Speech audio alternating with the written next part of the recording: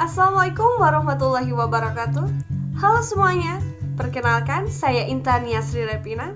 Dalam video ini saya ingin sedikit berbagi refleksi tentang pelajaran dari proses lahirnya Pancasila, yang menurut saya bukan sekadar sejarah, tapi juga sumber nilai yang masih sangat relevan untuk kita, generasi muda. Kalau kita lihat ke belakang, Indonesia ini luar biasa ya. Negaranya besar, beragam, tapi tetap satu. Dan di balik itu semua, ada satu dasar yang menjadi penopang utamanya, Pancasila. Tapi sebenarnya bagaimana sih Pancasila itu lahir? Dan apa pelajaran yang bisa kita ambil dari prosesnya? Semuanya berawal pada tahun 1945, pada saat sidang BPUPKI berlangsung. Para tokoh bangsa berkumpul dan berdebat untuk menentukan dasar negara Indonesia yang merdeka. Ada banyak pendapat, mulai dari Muhammad Yamin, Supomo, hingga Soekarno. Mereka memiliki pandangan yang berbeda. Perdebatan pun tak terelakkan.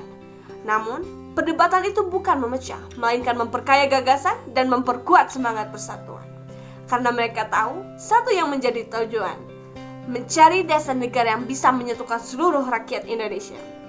Hingga puncaknya terjadi pada 1 Juni 1945. Soekarno berdiri menyampaikan pidatonya yang kelak dikenal sebagai hari lahirnya Pancasila. Beliau menyampaikan 5 dasar yang menggambarkan jati diri Indonesia, yaitu kebangsaan, kemanusiaan, persatuan, kerakyatan, dan keadilan sosial. Beberapa minggu kemudian, terbentuklah Panitia 9. Mereka menyusun Piagam Jakarta pada 22 Juni 1945. Piagam ini menjadi jembatan penting untuk menyatukan aspirasi berbagai golongan. Namun, demi persatuan dan menghormati perbedaan, sila pertama kemudian disempurnakan oleh PPKI pada 18 Agustus 1945. Dan sejak saat itu, Pancasila resmi menjadi dasar negara Indonesia.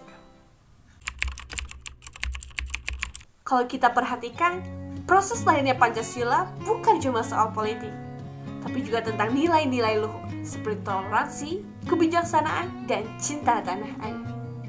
Para pendiri bangsa mungkin berbeda pendapat, tapi mereka punya satu sikap yang luar biasa.